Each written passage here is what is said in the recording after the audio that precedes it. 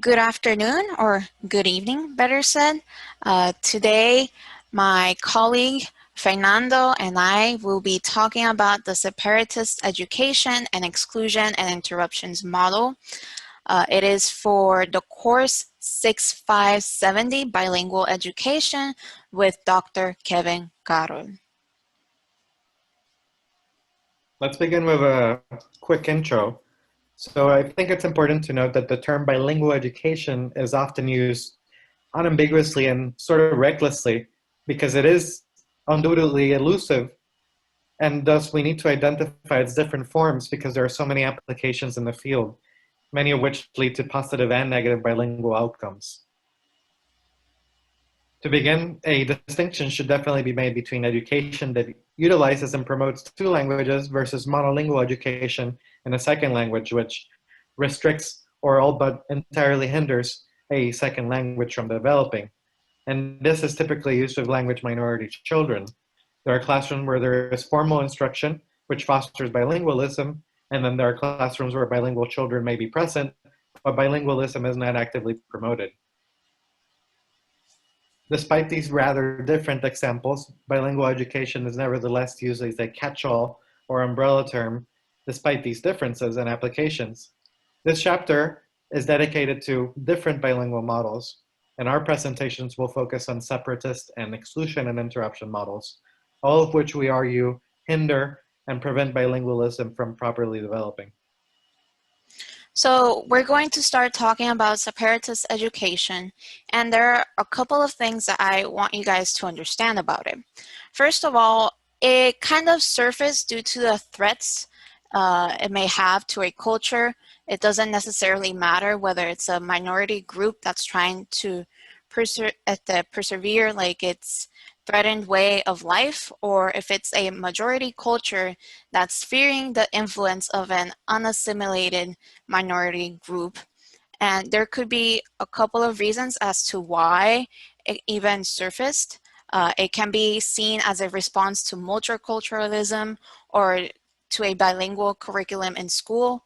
It can also kind of exist as a safeguard and preserve as a threatened culture or authenticity.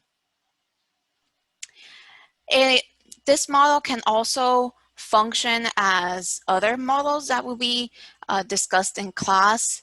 There are some cases in which it behaves like an assimilationist model, segregationist, as it tends to kind of exclude the minority groups that they don't want to integrate with.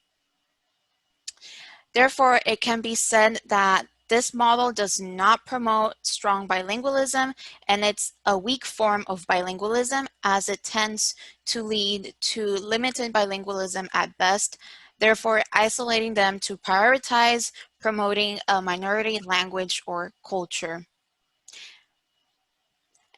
Here we have two pictures of the Amish group and the Hasidic classroom, both of which will be talked a bit more later on.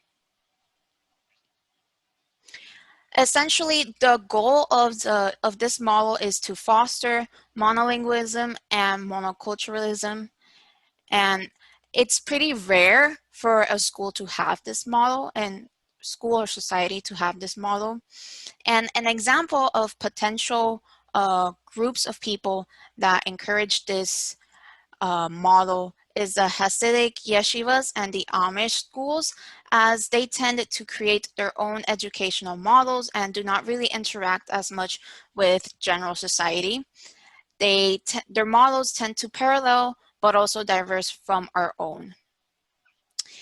This model, the separatist education, may be trying to protect a minority language from being overrun by the language majority or due to political, religious, or cultural reasons. But unfortunately, it usually just ends up isolating children and preventing them from becoming bilinguals. Let's continue with the exclusion and interruptions model.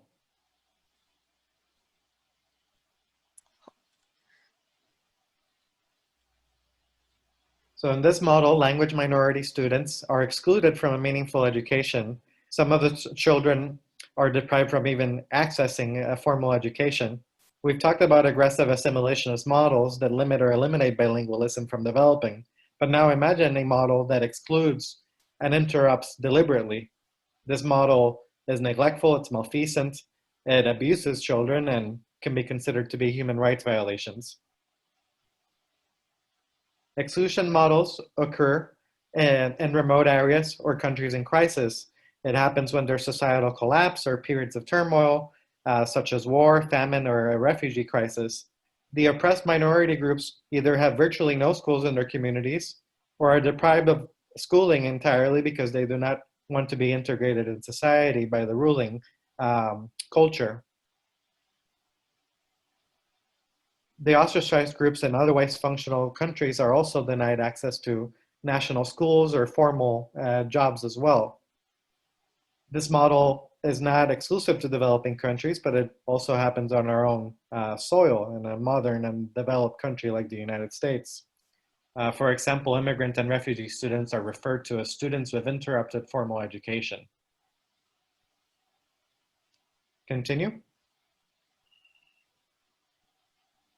Here's a picture of the Uyghur and the Rohingya community in Myanmar and China, respectively, where these groups are sent to re-education camps because they have not integrated into the dominant society, in this case, the Burmese culture and the Chinese culture. Continue.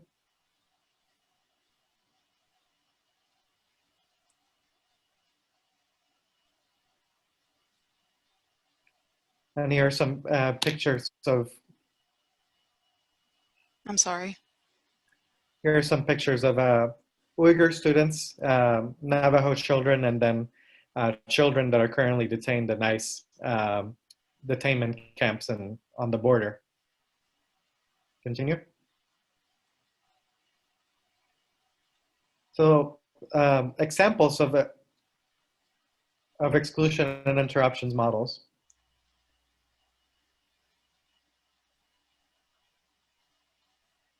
Continue.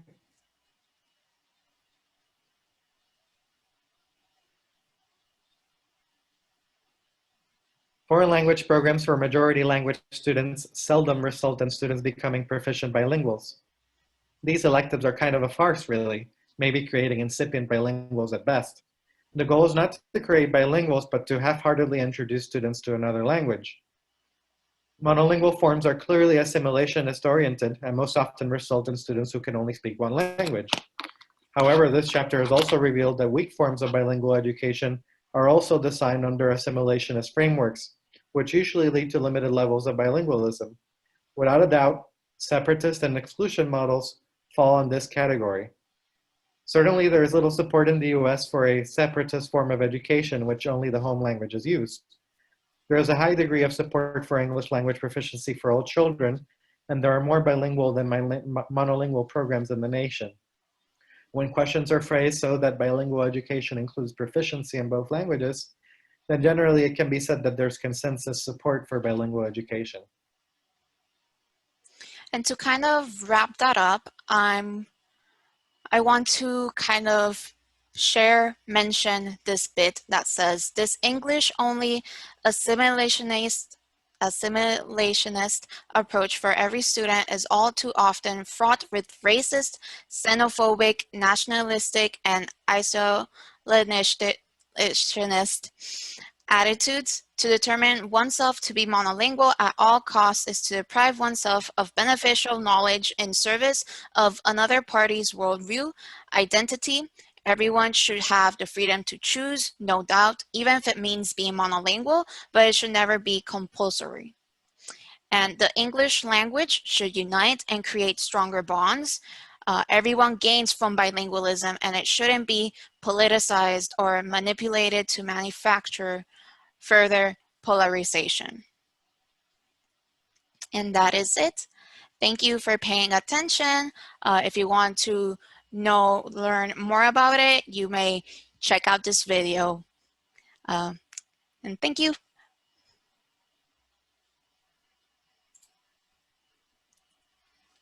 Wait.